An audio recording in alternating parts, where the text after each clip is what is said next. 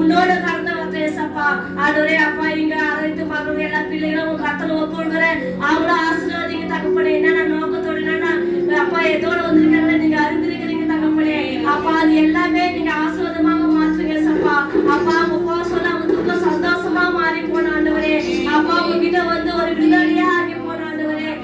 அதிகமாக இருக்கிறார்கள் வீணாக என்னை சங்கரிக்க வேண்டும் என்றார்கள்.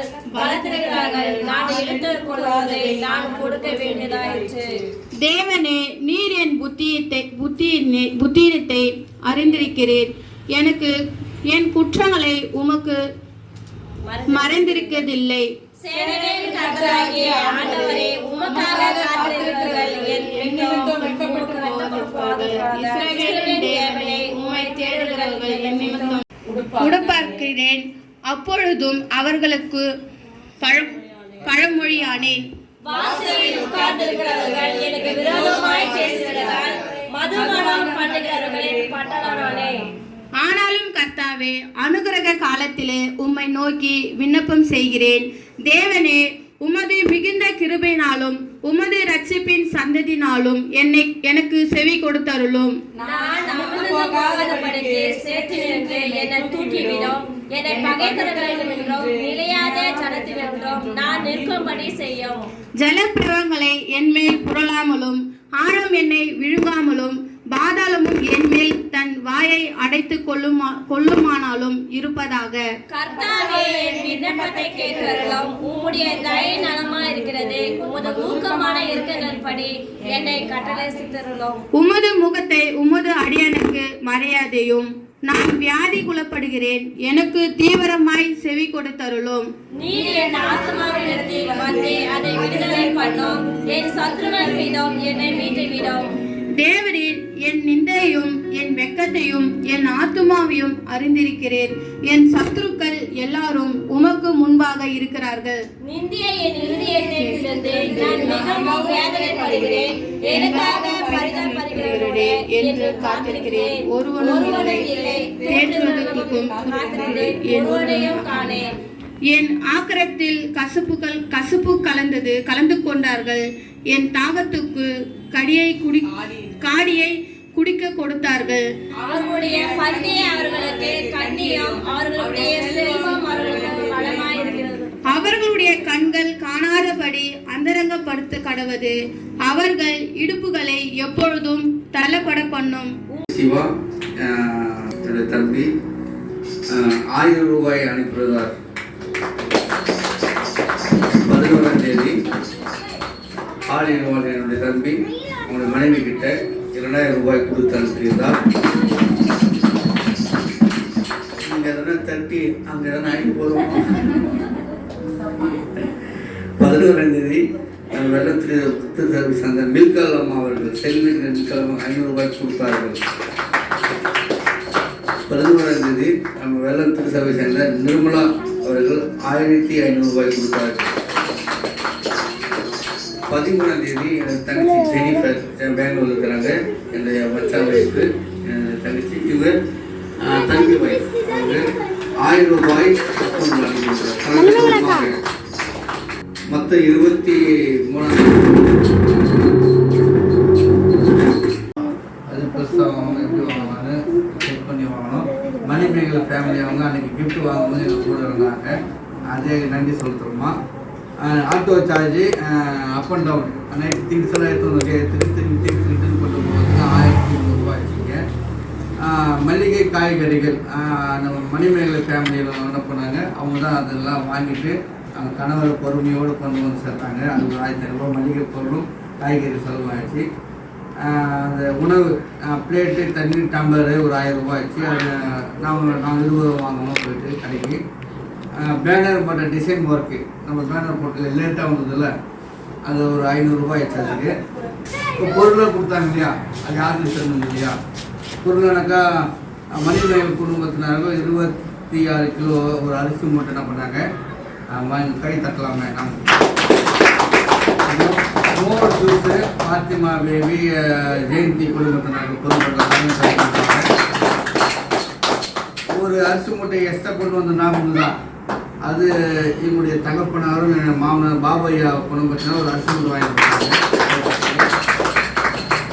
சமையல் எண்ணெய் 5 லிட்டர் எண்ணெய் எஸ்எல்எம்மா குடும்பத்தினர் வாங்கி கொடுத்தார்கள். பெரிய பந்தல் சைடு வால் நதியா குடும்பத்தினர் கரல் தட்டுவோம். சின்ன பந்தல் அப்புறம் டைனிங் டேபிள் 10 சேரு முறையிலே குடும்பத்தார்கள் பொறுப்பெடுத்து கொண்டார்கள். மின்சாரம், தண்ணீர், கேஸ், இடம் ரமணி குடும்பத்தால் கொடுத்து நமக்கு உதவி நம்ம இடம். அத்தனை பேருக்கும் திருச்சபையின் சார்பாக மனமார்ந்த நன்றி தெரிவித்து நமக்கு நாம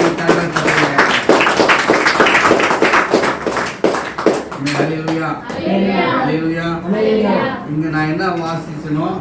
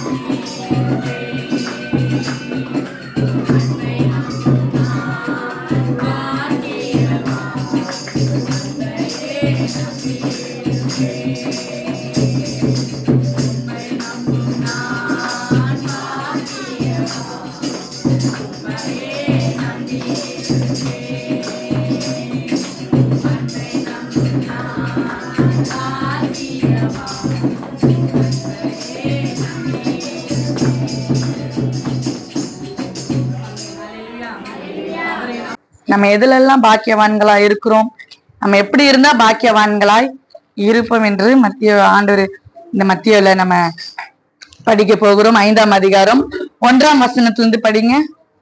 அவர் திரளான ஜனங்களை கண்டு மலையின் மேல் ஏறினார். அவர் உட்கார்ந்த பொழுது அவருடைய சீஷர்கள் அவரிடத்தில் வந்தார்கள். அப்பொழுது அவர் தமது வாயை திறந்து அவர்களுக்கு உபதேசத்தை சொன்னது என்னவென்றால், ஆவியில் எளிமை உள்ளவர்கள் பாக்கியவான்கள், பரலோக ராஜ்யம் அவர்களுடையது. ஆமென், அல்லேலூயா.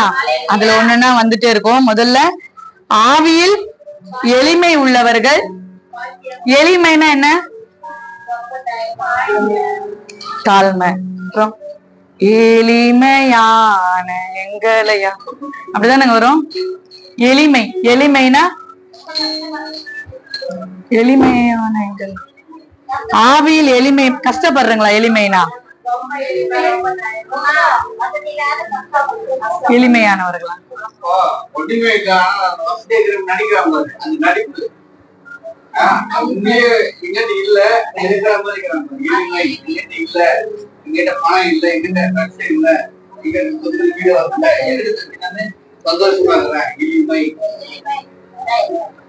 எளிமையில ரெண்டு இருக்கு. ஒண்ணு இல்லாதவர்களும் என்ன பண்ண குறிப்பிடும், இன்னொன்னு எளிமைன்றது தாழ்மையும் என்ன பண்ணும், அது குறிக்கும் இல்லையா? அப்ப ஆவில எளிமை உள்ளவர்கள், இந்த இடத்துல தாழ்மை தான் குறிக்குது. ஆவில எளிமை உள்ளவர்கள் பாக்கியவான்கள், பரலோக ராஜ்யம் அவர்களுடையது. ஆவில எளிமை உள்ளவர்கள், ஆவில பொறுமை உள்ளவர்கள், ஆவில அதாவது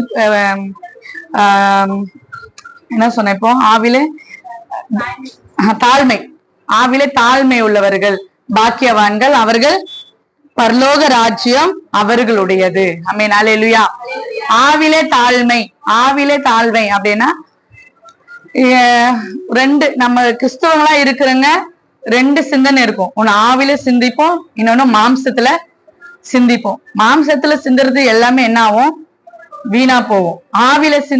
ஆவில சிந்திக்கிறது தான் என்ன ஆகும், வெற்றியை தரும். இப்போ நம்ம ஒரு இடத்துக்கு போறோம் அப்படின்னா, நம்ம மாம்சத்துல சிந்திச்சுட்டு நம்ம போறோம் அப்படின்னு சொன்னா கண்டிப்பா ஒரு நாளும் அதுல மாம்சத்துல இன்னைக்கு நான் போறேன், அங்க போய் இது பண்ண போறேன், அங்க போய் இது செய்ய போறேன், அவங்க கிட்ட பேச போறேன், இது போய் அங்க அவங்க கிட்ட சொல்ல போறேன் அப்படின்னு சொல்லிட்டு மாம்சத்துல என்ன பண்ணுவோம், நல்லா ரெடி ஆகும், ஜாலியா போவோம், எல்லாம் இது பண்ணுவோம். ஆனா அங்க போய் நம்ம நினைக்கிறதே இங்க ஒன்னா இருக்கும், அங்க போய் நடக்கிறதே வேற ஆயிடும். அது மாம்சத்துல நம்ம என்ன பண்ணுவோம். ஆனா ஆண்டருக்குள்ள இருக்கிறவங்க, ஆவியில இருக்கிறவங்க அது என்ன பண்ணுவோம், நாங்க பகுத்தறிவோம். நம்ம அங்க போறோமே, இது நல்லதான், இது கெட்டுதான், அங்க போறோம், இது செஞ்சா அது ஆண்டருக்கு பிரியுமா, ஒண்ணு சொல்லு. நம்ம ஆண்டருக்குள்ளே நம்ம இருக்கிறோம் அப்படின்னு சொன்னா, நம்மளுக்கு மாம்சம் பேசினே இருக்கும்போது ஆவி நம்ம கிட்ட என்ன பண்ணும், பேசும், இல்ல நீ அங்க போறது தப்பு, இல்ல நான் அங்க போறேன், இல்ல அங்க போனா தப்பு, அங்க போக கூடாது, அங்க வேணாம், உனக்கு அது ஆபத்தா போய் முடியும், அந்த இடத்துல நீ பேசினியா அது உனக்கு பிரச்சனை வரும் அப்படின்னு சொல்ல ஆவி என்ன பண்ணும்? ஆண்டருக்குள்ள இருக்கிறவங்க கிட்ட ஆவி என்ன பண்ணும்? பேசும், இது வேணாம், இது செய்யாத, அது செய்யாத அப்படின்னு. அதுல அப்ப ஆவில அதுதான் ஆவி. ஒண்ணு மாம்சமும் செயல்படும், ஆண்டருக்குள்ள இருக்கிறவங்களுக்கு ஆவியும் செயல்படும். நம்ம எங்க போனாலும் ஆண்டர்கிட்ட கேட்டு மனசுக்கு பிடிச்சிருக்கணும், ஆண்டரே அங்க போலாமா, அங்க போனா சரியா வருமா, ஆண்டர் நம்மளுக்கு மனசுக்கு சரியா வருது, எது நம்ம மனசுக்கு சரியா வருதோ அந்த இடத்துக்கு போனா அது சரியா இருக்கும். நம்ம ஏதோ மாம்சத்துல போய் நம்ம என்ன பண்ணுவோம், அப்படி போனா அது என்ன பண்ணாது, சரியாவே நம்மளுக்கு அமையாதான். இருந்தாலும் இந்த ஆவில இருக்கிறவங்க என்ன பண்ணுவாங்கன்னா, ஒரு சில விஷயம்லாம் நம்ம என்ன பண்ணுவோம், பேசிடுவோம் டக்கு டக்குன்னு. ஆண்டவர் சொல்றார், ஆவில நான் உணர்றேன், ஜெயந்தி ஆவில உணர்றேன், ஆண்டவர் உன்னை கண்டிக்கிறார், மணிமேகலை ரமணி ஆண்டவர் உன்னை அப்படி ஆவில நாம என்ன பண்ணுவோம், அதுல என்ன பண்ணுவோம், நம்ம ஆவியா இருக்கிறதுனால உற்சாகத்துல என்ன பண்ணிடுவோம், அப்படியே சில வார்த்தைகள் எல்லாம் என்ன பண்ணிடுவோம், நம்ம மனசு கஷ்டம் ஆகக்கூடாதான்னு தெரியாம என்ன பண்ணுவோம், எனக்கு தெரியாது, நான் கர்த்தர் சொன்னார், என்ன பண்ணேன் சொல்லிட்டேன் அப்படின்னு வந்துருவோம். நான் சொன்ன அதுக்கப்புறம் அவங்களுடைய மனநிலை நம்ம என்ன பண்ணோம் யோசிக்கணும். அப்ப ஆவில எளிமை, ஆவில என்ன பண்ண தாழ்மை இருக்கணும். நம்ம ஆவில ஒரு சில காரியங்கள் பகுத்தறியும் போதோ, ஆண்டவர் நம்மளோட பேசும்போதோ, ஒரு நபரை குறிச்சோ நம்ம கிட்ட சொல்றாங்க அப்படின்னா அவங்க கிட்ட நம்ம எந்த விதத்துல சொல்லணும், எளிமையாய அவங்களை கூப்பிட்டு பொறுமையா அவங்க நிதானிச்சு அவங்க எந்த இதுல அப்படி சொல்லும் போது அவங்க என்ன பண்ணுவாங்க, அதுல இருந்து மனம் மாறத்துக்கோ அதுல இருந்து காரியத்துல இருந்து வெளியே வர்றதுக்கோ அவங்களுக்கு அது எதுவாய் இருக்கும். அப்ப ஆவில நம்ம எப்படி இருக்கணும், எளிமையா இருக்கணும். தாழ்மையா இருக்கும்போது பரலோக ராஜ்யம் நம்மளுடையதாய் கர்த்தர் அவைகளை மாற்றுவார். அப்ப இரண்டாவது, துயரப்படுகிறவர்கள் அவர்கள் ஆறுதல் அடைவார்கள். துயரப்படுகிறவர்கள், துயரனா கஷ்டப்பட்டு ஆண்டுடைய, இப்ப துயரப்பட்டுனா ஆண்டுடைய சமூகத்துல அவருடைய இதுல நம்ம என்னதான் பிரச்சனை வந்தாலும், போராட்டங்கள் வந்தாலும், மனக்கவலைகள் வந்தாலும், ஆண்டுடைய சமூகத்துல நம்ம என்ன பண்ணிடணும், வந்து உட்கார்ந்து அவரை தேடுற நேரத்துல என்ன பண்ணிடணும், தேடிடும். என்ன துயரங்கள் வந்தாலும் சரி, யார் மூலியமா நம்மளுக்கு கஷ்டங்கள் வந்தாலும் ஒரு நாள் அவரை ஆராதிப்பதிலும் அவரை செபிக்கிறதிலும் அவரை நம்ம வணங்குறதுலயும் ஒரு நாள் நம்ம என்ன பண்ண கூடாது, பின்தங்கி போகவே கூடாது. எனக்கு என்ன மாதிரி பிரச்சனைகள் வந்தாலும் சரி, ஆண்டுடைய சமூகத்துல நான் என்ன பண்ணுவேன், போய் சேருவேன், அவரோட தான் நான் என்ன பண்ணுவேன், உறவாடுவேன் அப்படின்னு நம்ம என்ன பண்ணணும் சொல்லும் போது, அப்ப துயரப்படுகிறவர்கள் பாக்கியவான்கள், அவர்கள் எப்படி என்ன அடைவார்கள், ஆறுதல் அடைவார்கள். ஆமென், அல்லேலூயா. அப்ப சாந்த குணம் உள்ளவர்கள், மூன்றாவதாக சாந்த குணம் உள்ளவர்கள் பாக்கியவான்கள், அவர் பூமியை சுகந்தரித்துக் கொள்வார்கள். சாந்த குணம், குணங்கள் நல்ல குணம் இருக்கு, சாந்த குணம் அப்படின்னா, சாந்த குணம்னா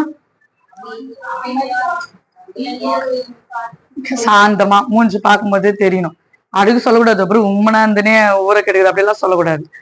அப்படி இல்லாதபடி சாந்த குணம், எல்லாத்திலும் ஒரு பொறுமை, எல்லாவற்றிலும் ஒரு நிதானம், எல்லாத்துலயும் என்ன பண்ணோம், ஒரு பொறுமையா நிதானிச்சு எதுக்குமே என்ன பண்ண கூடாது, நம்ம அப்படியே பரபரப்பா அப்படி இல்லாதபடி, எதுக்குமே நம்ம பயப்படாதபடிக்கு, எதுவுமே மற்றவங்களை எடுத்தறிஞ்சு பேசாதபடிக்கு சாந்தமா, என்ன பேசினாலும் அதுல பொறுமையா சாந்தமா இருக்கணும். நம்ம யாரு, கர்த்தருடைய பிள்ளைகள். அப்ப சாந்த குணம் நமக்குள்ள இருந்துச்சுன்னா நம்ம பாக்கியவான்களாய் இருப்போம். அவர்கள் என்ன பண்ணுவாங்க, அந்த பூமியை சுகந்தரித்து கொள்வார்கள். இப்ப நீதியின் மேல் பசிதாகம் உள்ளவர்கள் பாக்கியவான்கள். நீதியின் மேல்னா, நீதியின் மேல் நீதி, அநியாயம் இருக்கு, அநியாயம் இருக்கு, நீதியும் இருக்கு. அப்ப நீதியின் மேல் பசிதாகம் உள்ளவர்கள், ஒருத்தர் நமக்கு தெரிஞ்சே ஒரு தப்பு பண்றாங்க, ஒருத்தர் நமக்கு தெரிஞ்சே பொய் சொல்றாங்க அப்படின்னா நம்ம என்ன பண்ணக்கூடாது, அதுக்கு துணைய போகக்கூடாது. அப்போ நமக்கு தெரியும், ஐயோ இவங்க தப்பு பண்றாங்களே, இவங்களை போய் நம்ம என்ன பண்ணோம், கண்டிக்கணும். ஐயோ இவங்களை திருத்தத்துக்கு ஆள் இல்லையே, இவங்களை மாற்றத்துக்கு ஆள் யாரும் இல்லையே, நம்ம போலாமா, நம்ம மற்றவங்களை தவறுகள் செய்யும் போது, மற்றவர்கள் பொய் சொல்லும் போது, மற்றவர்கள் திருடும் போது நம்ம என்ன பண்ணணும், நம்மளுடைய ஜெபிக்கிற நம்ம ஆண்டவருடைய பிள்ளைகளா இருக்கிற நம்ம என்ன பண்ணணும், துடிக்கணும். ஆண்டவர் ஐயோ இல்ல, ஆண்டவர் தண்டிப்பாரு, ஆண்டவருக்கு அதுக்கு பிடிக்காத காரியமே, இவர்களை நம்ம என்ன பண்ணோம், மாற்றணும். ஐயோ இவங்க அநீதியான வழியில நடக்கிறாங்களே, இவங்க வந்து ஆண்டவருக்கு பிரியமில்லாத வழியில நடந்துட்டு இருக்காங்களே, இவங்களை நம்ம என்ன பண்ணோம், சரி பண்ணணும்ன்ற ஒரு தாகம் நமக்குள்ள வரணும். அதான் பசிதாகம். நீதியின் மேல் பசிதாகம் உள்ளவர்கள் பாக்கியவான்கள், அவர்கள் திருப்தி அடைவார்கள். அவர்கள் அவங்க நம்மளுக்கு நீதியில பசி இருக்கும் போது கர்த்தர் நம்மளுடைய வாழ்க்கை என்ன பண்ணுவார்? அவரு திருப்தி ஆக்குவார். ஆமென். அல்லேலூயா. இப்ப புரிஞ்சுதா? மற்றவர்கள் யாருன்னா எக்கடி கெட்டு போனா நமக்கு என்ன? அவள் குடிச்சிட்டு நான் அவங்க குடும்பத்துல அடிச்சு ஒரு குடும்பத்துல வெட்டி மாயம் சண்டை போறான், அவங்க எப்படின்னா போனா நம்மளுக்கு என்ன? அவங்க கெட்டு போனா நம்மளுக்கு என்ன? நம்ம என்ன பண்றோம்? ஆண்டவரை நேசிக்கிறோம். நம்ம பாட்டு என்ன பண்ணலாம்? நம்ம பரிசுத்தமா இருந்தா போதும், நம்ம நீதியா நடந்தா போதும், நம்ம ஆண்டவருக்கு பிரியமா நடந்தா போதும். மற்றவர்கள் எப்படி போனா என்ன அப்படின்னு நம்ம என்னாது படிக்கு மற்றவர்களை குறித்து நம்ம என்ன பண்ணோம்? நம்ம தாகம் வரணும் நமக்குள்ள. மற்றவர்கள் ஐயோ பாவத்துல விழுறாங்களே, அவங்க சாபத்துல விழுறாங்களே, உங்க பிள்ளைங்க இந்த தவறு செஞ்சுட்டு இருக்கே அப்படின்னு சொல்லிட்டு நம்மளும் ஒரு தாகத்தோடு மற்றவர்கள் மேல் தாகம் இருக்கிறது. அது நீதியின் மேல் பசி தாகம் உள்ளவர்கள் பாக்கியவான்கள். அவர்கள் என்ன எப்படி இருப்பாங்களாம்? திருப்தி அடைவார்கள். எதெல்லாம் நம்முடைய வாழ்க்கையில திருப்தி இல்லாம இருக்கோ, நம்ம மற்றவர்களுக்காக தாகமா இருக்கும்போது கர்த்தர் நம்முடைய வாழ்க்கையை திருப்திப்படுத்துவார். ஆமென். அல்லேலூயா. அப்போ இரக்கம் 7வது வசனம், அவர்கள் இரக்கம் பெறுவார்கள். இரக்கம் உள்ளவர்கள் நம்ம இரக்கம் உள்ளவர்களா இருந்தாதான் கர்த்தர் நம்ம மேல இறங்குவார். ஆமென். அல்லேலூயா. நம்ம ஒரு நாளும் கடினமான இருதயத்தோடு அப்படி இல்லாதபடி இரக்க குணம் நம்மளுக்குள்ள வரணும். தாழ்மையான குணம் நமக்குள்ள இருக்குன்றது வேற. அது இரக்க குணம் நமக்குள்ள வந்தாதான் ஆண்டவரே எனக்காக இறங்குங்க, என் குடும்பத்துக்காக இறங்குங்க, என் பிள்ளைகளுக்காக இறங்குங்க நம்ம ஜெபம் பண்றோம். நம்மளுக்குள்ள இரக்க குணம் இருக்கிறாதா என்பதை நாம் யோசிக்கணும். நம்ம ஜெபிக்கிறதுக்கு முன்பதாக நம்ம இறங்குறோமா மற்றவர்களுக்காக, மற்றவர்களை பார்த்து நம்ம இறங்குறோமான்றதை நாம யோசிச்சுதான் நம்ம என்ன பண்ணுது ஜெபமே பண்ணணும். ஆண்டவருடைய சமூகத்துல உட்காந்து ஜெபம் பண்ணும்போது ஒவ்வொரு காரியம் நமக்காக பண்ணும்போது நம்ம கிட்ட அந்த குணங்கள் இருக்குதான்றது நம்ம ஒரு நாள் என்ன பண்ணணும்? யோசிக்கணும். அப்ப இரக்கம் குணம் உள்ளவர்கள் பாக்கியவான்கள், அவர்கள் இரக்கம் பெறுவார்கள். நாம் இன்னொருத்தருக்கு இரக்கம் பண்ணும்போது கர்த்தர் நமக்காக இறங்குவார். ஆமென். அல்லேலூயா. என்ன நம்மளுக்கு எதுவுமே இல்லையே அப்படின்னு இல்லாதபடி நம்மளுக்கு ஒண்ணுமே இல்லைன்னா கூட பரவாயில்ல, நம்ம மற்றவர்களுக்காக இறங்கும் போது கர்த்தர் நம்மளுக்கு என்ன பண்ணுவாரு? அவர் இரக்கம் செய்கிற தேவன். அப்ப நம்ம எப்படி இருக்கணும்? இரக்கம் உள்ளவர்கள் பாக்கியவான்கள். அப்ப 8வது வசனம், தேவனை தரிசிப்பார்கள். இருதயத்துல சுத்தம். நம்ம இருதயத்துல சுத்தம், கசப்பு, வேற்றுமை, போராமை, எரிச்சல் அப்படியெல்லாம் எதுவும் இல்லாதபடிக்கு நம்ம இருதயம் எப்பவுமே எப்படி இருக்கணும்? சுத்தமா இருக்கணும். நம்ம சுத்தமா இருந்தா தான் ஆண்டவரை பார்க்க முடியும். நம்ம யாரெல்லாம் ஏசாப்பா பாத்துக்கிறீங்க?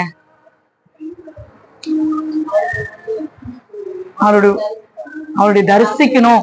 அவரை தரிசிக்கணும் அப்படின்னா நம்ம இருதயத்துல எப்படி இருக்கணும்?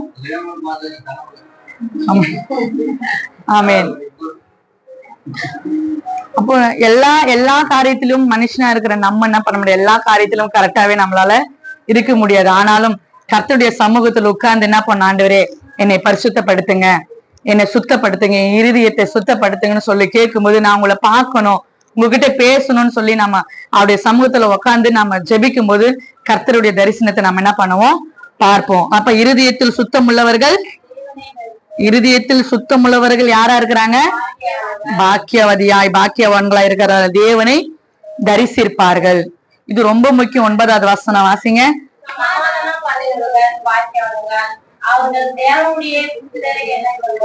தேவனுடைய புத்திரர் எனப்படுவார்கள். ஆமென். அல்லேலூயா. சமாதானம் பண்ணுகிறவர்கள் பாக்கியவான்கள், அவர் தேவனுடைய புத்திரர் எனப்படுவார்கள். நீங்க எத்தனை பேருக்கு சமாதானம் பண்ணி அவங்க சமாதானமா இருக்கிறாங்க? நான் சமாதானம் பண்ணி அவங்க சமாதானமா இருக்கிறாங்க. ஒரு குடும்பம் குழப்பத்துல இருந்துச்சு, அவங்களை நான் சமாதானம் பண்ணி இருந்தேன். ஒரு பொண்ணு குழப்பத்துல இருந்தா, சமாதானம் இல்லாம இருந்தா, அவளை நான் சமாதானப்படுத்தி நல்வழியில படுத்தி இருக்கிறேன் அப்படின்னு எத்தனை பேர் சொல்ல முடியும்? ஆமென். அல்லேலூயா. ஆமென். அப்போ சமாதானம் பண்ணுகிறவர்கள் யாரா இருக்கிறோம்? பாக்கியவதியா இருக்கிறோம். அவர் யாரா இருக்கிறோம்? தேவனுடைய புத்திரர் எனப்படுவார்கள். சமாதானம் பண்றது ரொம்ப கஷ்டம். ஒரு குடும்பத்துல போய் நம்ம அவங்கள சமாதானம் பண்ணி அவங்க நல்வழியில படுத்தி அவங்க சமாதான குலைச்சல் எல்லாம் மாற்றி அவங்களுக்குள்ள சமாதானத்தை உடன்படிக்கை நம்ம பண்ணிட்டு வரணும்னா அது ரொம்ப கஷ்டம். அப்போ அப்படி பண்றவங்க யாரா இருக்கிறோம்? பாக்கியவதியா இருக்கிறோம். கர்த்தருக்கு நம்ம எப்படி இருக்கிறோம்? புத்திரராய் எனப்படுவார்கள். ஆமென். அல்லேலூயா. 10வது வசனம், நீதி நிமித்தம் துன்பப்படுகிறவர்கள் அவர்களுடையது. ஆமென். நீதி நிமித்தம் துன்பப்படுகிறவர்கள் பாக்கியவான்கள், பரலோக ராஜ்யம். பலவித தீமையான மொழிகளையும் உங்கள் பேரில் பொய்யா சொல்லுவதால் பாக்கியவர்களாய் இருக்கிறீர்கள். ஆமென். அல்லேலூயா. ஆண்டவரை தேடுறதுனால உங்களுக்கு பிரச்சனை வந்தா நீங்க பாக்கியவதிகள். ஆமென். அல்லேலூயா. ஆண்டவரை தேடி இப்போ நாங்க இல்ல அந்த சர்ச்சுக்கு போனா என்ன சொல்லுவாங்க, எதனா பேசுவாங்க, பேசட்டும். பேசுனா நம்ம யாரா இருக்கிறோம்? பாக்கியவதியா இருக்கிறோம், பாக்கியவான்களா இருக்கிறோம். அந்த குடும்பம் போய் அங்க சர்ச்சில் போய் உக்காந்துக்குது, அங்க போய் உக்காந்துக்குது. அது சில பேர் என்ன பண்ண மாட்டாங்க, அசிங்கப்பட்டுன்னு என்ன பண்ண மாட்டாங்க, சபைக்கு வரமாட்டாங்க. அவங்க அசிங்கப்படுறது நல்லது, அவங்கதான் பாக்கியவான்கள். நம்ம ஆண்டரை தேடுறதுனாலயும், அல்லேலூயா சொல்றதுனாலயும், கை தட்டுறதுனாலயும், அந்நிய பாஷை பேசுறதுனாலயும், ஆராதிக்கிறதுனாலயும் நம்ம ஒரு நாளும் என்ன பண்ண மாட்டோம், கெட்டு போகவே மாட்டோம். அதனால மற்றவர்கள் நம்ம கிண்டல் கேலி நக்கல் பண்றாங்களா, பண்ணட்டும். நம்ம எப்படியா இருக்கிறோம்? ஆணுடைய சமூகத்துல பாக்கியவான்களாய் இருக்கிறோம். ஆமென். அல்லேலூயா. அல்லேலூயா. அப்ப யாரெல்லாம் பாக்கியவான்கள்? எத்தனை பாக்கியவான்? நம்ம எத்தனை காரியத்துல இருக்கிறோம் பாக்கியவதிகளாய்? என்ன இல்லையா? 11 என்ன? ஆவில எளிமை உள்ளவர்கள் பாக்கியவான்கள், துயரப்படுகிறவர்கள் பாக்கியவான்கள், சாந்த குணம் உள்ளவர்கள் பாக்கியவான்கள், நீதியின் மேல் பசிதாகம் உள்ளவர்கள், இரக்கம் உள்ளவர்கள், இருதயத்தில் சுத்தம் உள்ளவர்கள், சமாதானம் பண்ணுகிறவர்கள், நீதி நிமித்தம் துன்பப்படுகிறவர்கள். ஆமென். அல்லேலூயா. மொத்தம் எத்தனை வருது? 10 வருது. 10 நல்லா கவுண்ட் பண்ணுங்க. 8 தான் வருது. ஆமென். அல்லேலூயா. அந்த லாஸ்ட் வசனம் 11வது வசனம், சபைக்கு வர்றதுனால நம்மளுக்கு பிரச்சனை வருதுன்னா நம்ம யாரு? பாக்கியவதிகள். சபைக்கு வர்றதுனால மத்த கேலி கிண்டல் பண்றாங்களா, பண்ணின்னு போட்டோம். நம்ம ஆராதிக்கிற தேவன் அவர் ஜீவன் உள்ளவர். மற்றவர்கள் கிண்டல் நம்மள கேலி பண்றாங்களா, நம்ம தான் யாரா இருக்கிறோம்? பாக்கியவதிகளாய், பாக்கியவான்களாய் நம்ம இருக்கிறோம். ஆமென். அல்லேலூயா. நிறைய பேர் அல்லேலூயான்னு சொன்னா அவங்க ஒரு இதுல சொல்லி நம்மள என்ன பண்ணுவாங்க, கிண்டல் பண்ணுவாங்க. அல்லேலூயா கோஷ்டிகளா அப்படின்னுவாங்க. கை தட்டினா அதுக்கு வேற விதமான சொல்லுவாங்க. நிறைய வாட்டி என்ன பண்ண, நிறைய இதுல என்ன பண்ணுவாங்க, கமெண்ட் பண்ணுவாங்க. பண்ணட்டும். அப்ப நம்மளாம் யாரா இருக்கிறோம்? பாக்கியவதிகளாய், பாக்கியவான்கள் குடும்பமாய் நம்ம இருக்கிறோம். ஆமென். அல்லேலூயா. அல்லேலூயா. அப்போ நம்ம இரக்கம் செய்யும் போது பாக்கியவதிகளா இருக்கிறோம். நீதியின் மேல பசிதாகம் வரும்போது பாக்கியவான், சாந்த குணமா இருக்கும்போது பாக்கிய. இத்தனை காரியங்களும் நமக்குள்ள இருந்ததா நம்ம தான் யாரு? பாக்கியவதிகள். ஆமென். அல்லேலூயா. அல்லேலூயா. பல உம்மை நம்பும் மனிதர்கள் யாவரையும் கிருபை சூழ்ந்து கொள்ளும். உம்மை நம்பும் மனிதர்கள் யாவரைக்கும் கிருபை சூழ்ந்து கொள்ளும். வெட்கப்பட்டு போவதில்லை, நான் வெட்கப்பட்டு போவதில்லை,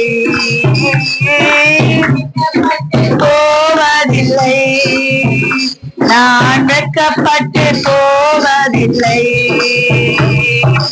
உம்மை நம்புவேன், நான் உம்மை நம்புவேன், முடிவு பரியந்தம் உம்மை நம்புவேன். உம்மை நம்புவேன், நான் உம்மை நம்புவேன், முடிவு பரியந்தம் உம்மை நம்புவேன். உம்மை நம்பும் நான் பாக்கியவான். உம்மையே நல்லா பாருங்க சத்தமாய். நன்மை நம்பும் நான் பாக்கியவான். உம்மையே நம்பியிருப்பேன். உம்மை நம்பும் நான் பாக்கியவான். உம்மையே நம்பியிருப்பேன். உம்மை நம்பும் நான் பாக்கியவான்.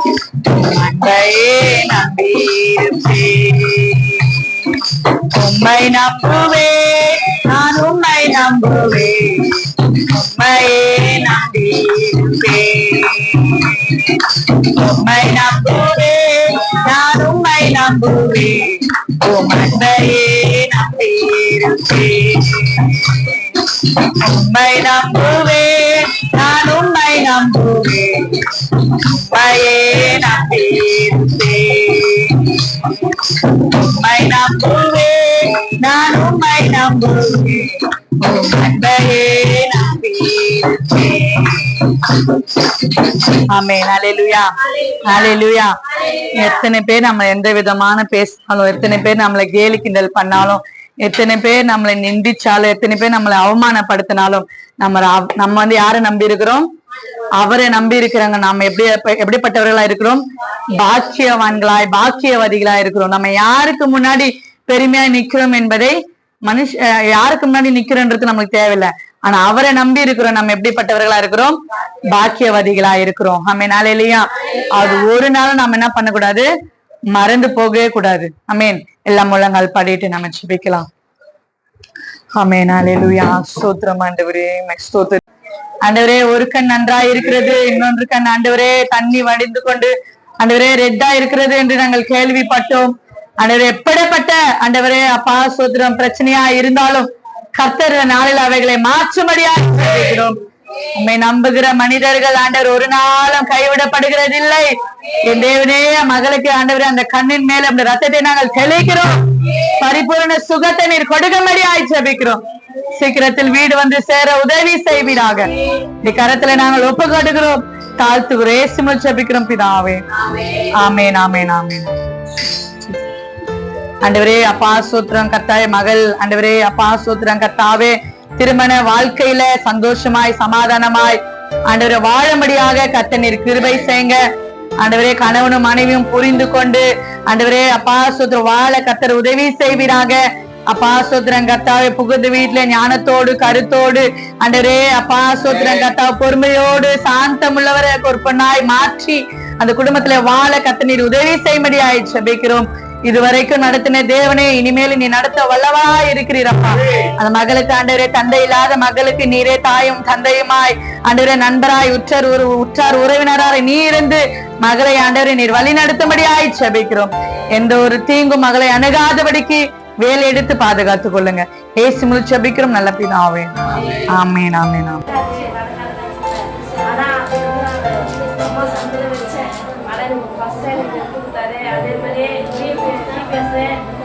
மழை வரக்கூடாது, வெயில் வரக்கூடாது, நல்லபடியா நடக்கணும். அதுவும் நான்